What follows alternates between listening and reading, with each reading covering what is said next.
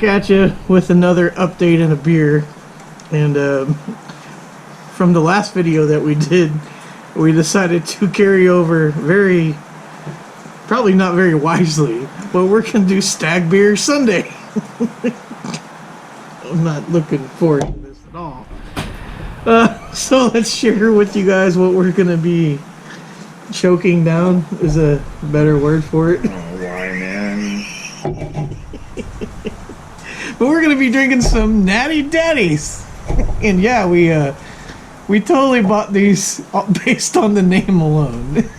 But apparently they're 8% alcohol by volume. And I'm not looking forward to this. Should we just go for it now? Yeah, let's just get it over with. Smell it. Oh. This could be like Bud Ice or something. Alright, here goes another. You know, I don't think it smells as bad as... That other one was worse. Yeah, Frio, the whatever. The Frio 6.0. But... Here we go.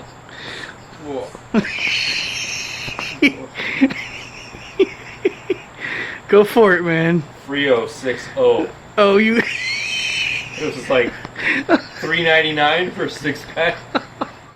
It doesn't smell as bad, but it's more potent. Here we go. Yeah, I gotta do it. I'll let you do it. Oh, that's the most sour. God. That's gonna be hard to finish. Who drinks this? You got me, man. So, Idiots like us. my review is this is terrible. But we gotta drink it, so. God. It's like... Yeah, it's like that sour feeling And the cheeks and the... Holy crap, why do we do this to ourselves? Tradition, that's why. I mean, we've only done it once so far. Well, we've drank Stag beer before, though. Yeah. Like a bunch of idiots. Like that Rocky Mountain beer that they had at Walgreens. Oh, the one with the... The spring or something. Yes, it's got the... It had like that river wheel. Yes, it was terrible. And it wasn't even cold. But in case you guys are going to want some Natty Daddies and you live in Texas, Walmart's your place. $8 for 15. Yeah, it was a 15 pack. $8, $9 for 15 pack of 8% beer. If you are perhaps an underage connoisseur, if you want a headache and you ain't got a lot of money, this is probably your go-to. connoisseur. What the hell, man? Oh, that is awful. Alright. We're just gonna put a little list together here about some of the projects, and we're just gonna talk about them. So, you guys, the last video that was posted was the Dakota going to the track. Went really well. We went 1322 with the 1.73 60 foot. I think there's more in it. Just don't mind me. Keep going. Jesus. I think there's more in it. I got to learn how to tune. I thought I did actually pretty well. You know, we started the night with 1368. And I wound up with 1322, just doing a couple changes. But what you guys didn't see on video was the truck wouldn't start before I tried to make that fifth pass. And I think I've got it isolated down to the connection for the fuel pump. So we're going to fix that. And now that we've already got our stock numbers, I'm probably not going to go back to the track the way it is. We're going to put the camshaft from Brian Tooley Racing in it. So my buddy Nick over at Brian Tooley Racing picked out the cam for us, and it's a nitrous profile cam. So he said it's going to pick up on motor and really going to pick up on nitrous. So that's coming up pretty soon, but I have to buy some fuel injectors before we can do that, because my duty cycle was 106, 107 on a stock motor, which doesn't make a whole lot of sense, because why would they put that in if it's just maxed out the whole time? But then again, I got a lot to learn, so maybe I'm talking out of my butt. Your Dakota, I think it needs a rack. We got to figure out where it's leaking from. Probably the rack. Probably the rack. I mean, it's not the hoses. We changed the hoses. It hangs out back here in the backyard of Racer X Garage, and it seems to never have power steering fluid. And Well, we never changed the low pressure hose though. We didn't? No. Okay, so we Just need the to change high it. pressure. Low pressure hose. We can try that. I think it's the rack. Did we though. put a pump on it? We did, right? power steering pump? Yeah. No. So maybe we need to put a pump on it first.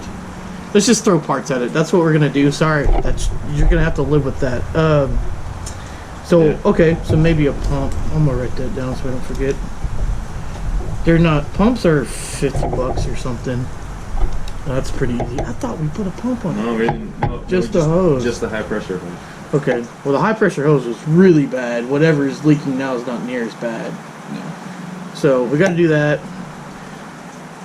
It's clicking or clacking when you drive it. We do need to drive it. Actually, we haven't driven it much, but we need to look at the suspension because I think it's like clanking.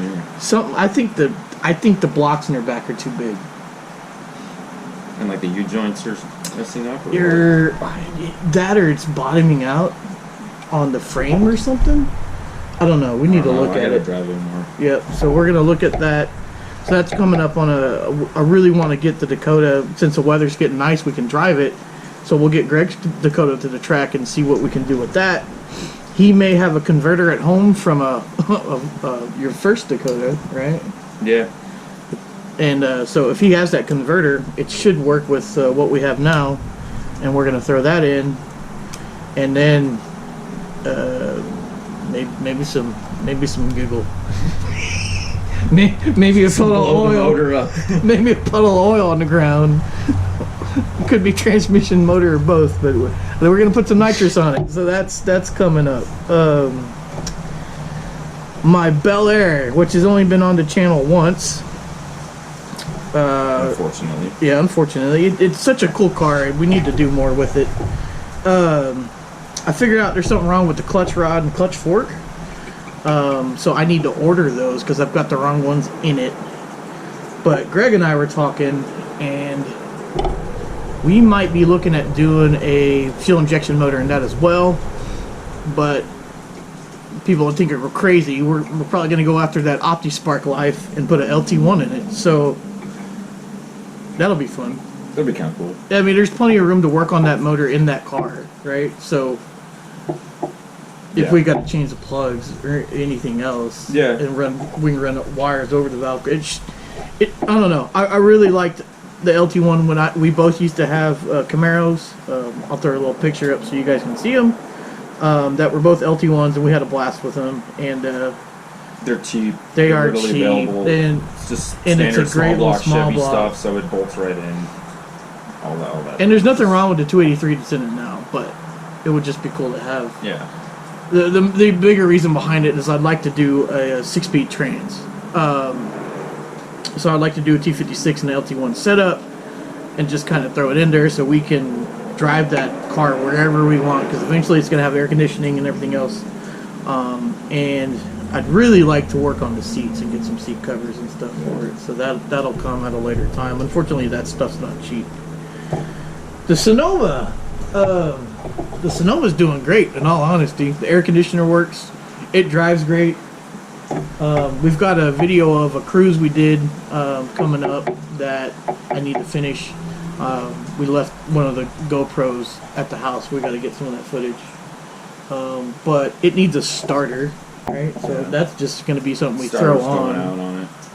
And I think we might, since COVID and stuff is getting a little bit better, we might solicit help from our other best friend Tommy to see if we can't build some kind of rear sway bar mounts, because we got a full rear sway bar from was it a Blazer?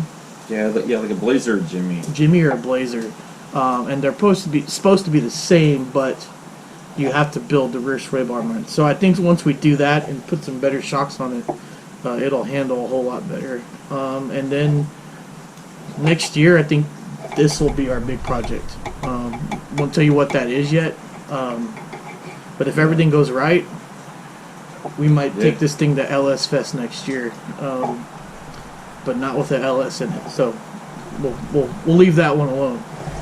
your Corvette shifter. Yeah. Do you have the shifter? No, I was gonna order it, Okay. but honestly, I just got lazy and sidetracked. That's okay. But yeah, I'm gonna get an MGW short throw. So you'll Pretty see, yeah. straightforward. So we'll have the Corvette finally on the channel when we throw that in. It didn't look like it's too difficult of a project, but It's pretty straightforward. it's a pretty pretty easy on that. badass shifter too, right? Yeah, So that'll be sweet. it's like the go-to shifter on there. And then there's a couple like appearance things that I want to do for I actually have something here for you. the side marker lights. That's right. So we need to do those. But anyway, the Corvette's going to be on the same episode with the Sonoma, so that'll be cool. First time you guys really get a good look at that car. The Typhoon. Without diving too far into it, It's just, dude. if he's drinking, I got every drinking time you too. take a sip, it's just it's like drinking gas. Oh, it's terrible. It just hits you in the back of the throat and says, "I don't like you." I mean, people drink this and just get like Hammered. This is like what functioning alcoholics drink. No wonder they livers don't work out too well. Anyway, Jesus, dude, that's a good point. I didn't This think is about like- that. Oh Yeah. my god. whatever. Okay. Anyway, yeah, the tie. Yeah. The tie.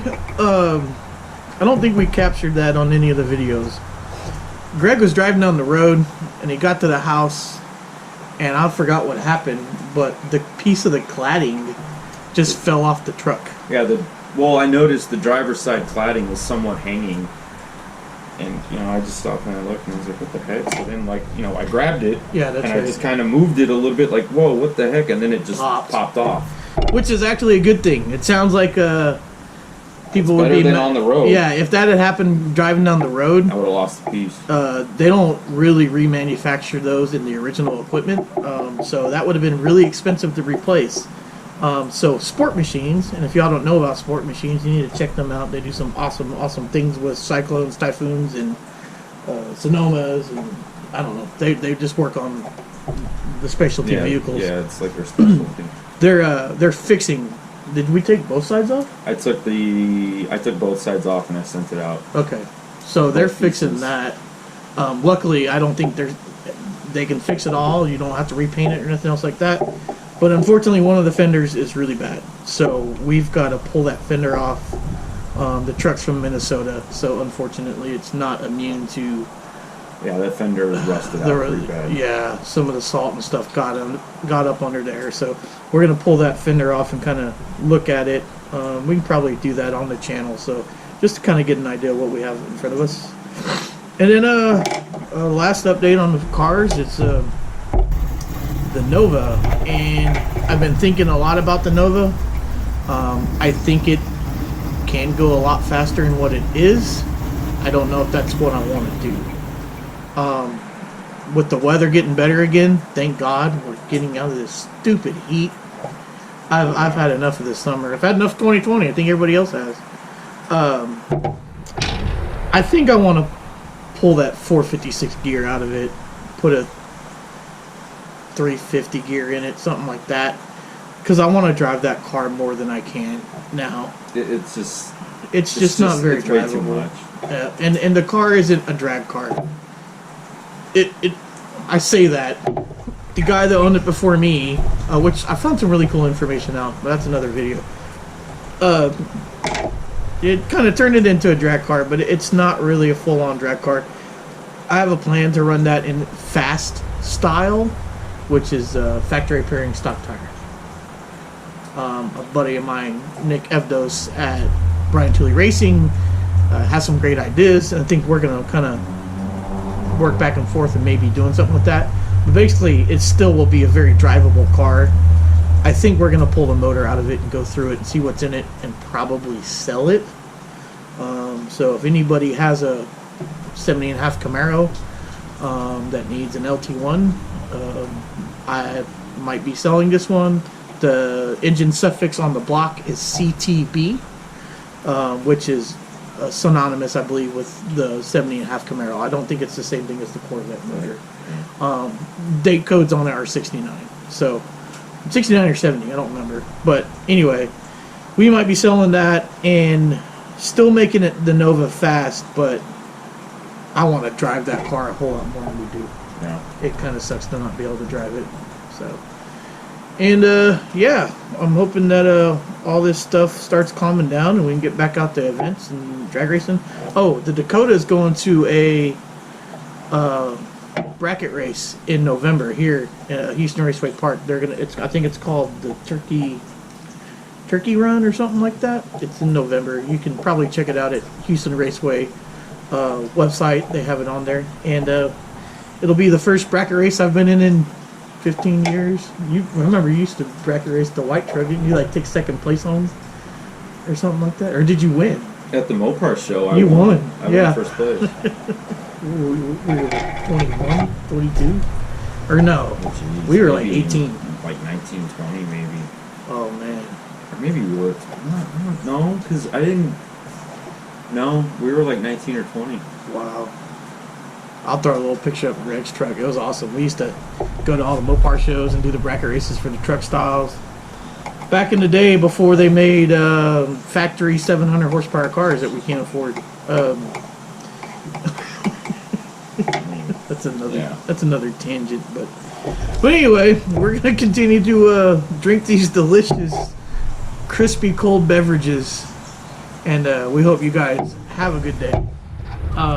If you guys want to see something specific, let us know in the comments. What projects do you want to see? Oh, I didn't go over this. I got a new tow rig, and you're going to see a video on that soon. So I got a new daily driver. I bought an F-150, and I have a couple plans for that. So you guys will see a little bit more on that. Before you roll away, remember we got stickers. They're on our website, racerxgarage.com. Just buy one. Yes, come on now. Just do it. Even if you put it on a fridge or something. Exactly. Because this is going to help us do a lot more with this kind of stuff. So, and they're great. They're actually really, really good quality stickers. Yeah, they actually are. I ship them from my house directly, so you guys will get them pretty quickly. They just in snail mail, but they're $6 including shipping. And yeah, hit us up for one. But yeah, we're gonna get back to it. And until next time, we'll see y'all later. Y'all be good. Yeah.